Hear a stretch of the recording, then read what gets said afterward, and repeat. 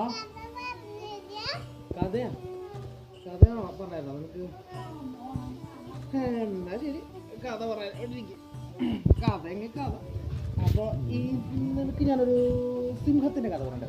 ഒരിക്കലും ഒരു കാട്ടിൽ ഒരു സിംഹം ഉണ്ടായിരുന്നു.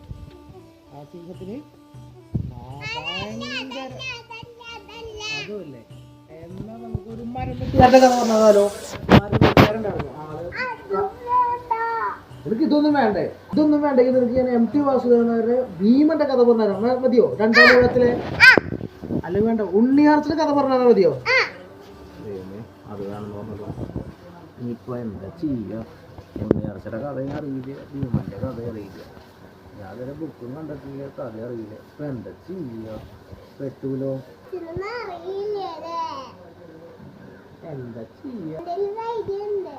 എന്താ ഐഡിയ?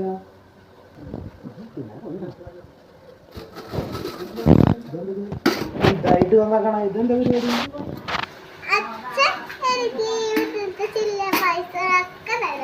ചില്ലറ പൈസയാ? അതെന്തിനാ? ഞാൻ പൈസ ചില്ലറ നോട്ടൊക്കെ തരാം. എന്താ കാര്യം പറയും? ഇത് മതിയോ? ഇത് മതിയോ? ഇതും പോരാ? ഇത് തരാം. ഇതും പോരാ? എന്താ പരിപാടി? എന്താണ് പറയും? എന്താണോ ഒന്ന് പറയും. പൂരത്തിന് സാധനങ്ങൾ വാങ്ങാനല്ലേ ഇത് പൈസ വാങ്ങിയിട്ടിടണേ? കഥ ബുക്ക പൂരത്തിനാ? നമ്മുടെ ഇവിടെ കഥ ബുക്ക്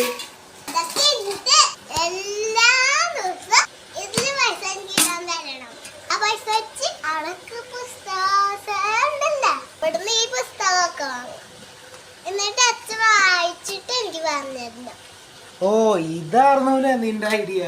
നമ്മുടെ ഗ്രാമകം നാടകോത്സവത്തിന്റെ ഭാഗമായിട്ട് അവിടെ പുസ്തകോത്സവം ഉണ്ട്. അപ്പൊ അതിലെ പുസ്തകം വാങ്ങാനായിട്ട് ഇന്ന് മുതൽ നമുക്ക് എന്ത് ചെയ്യാം? പൈസകൾ സംഘടിപ്പിക്കാം.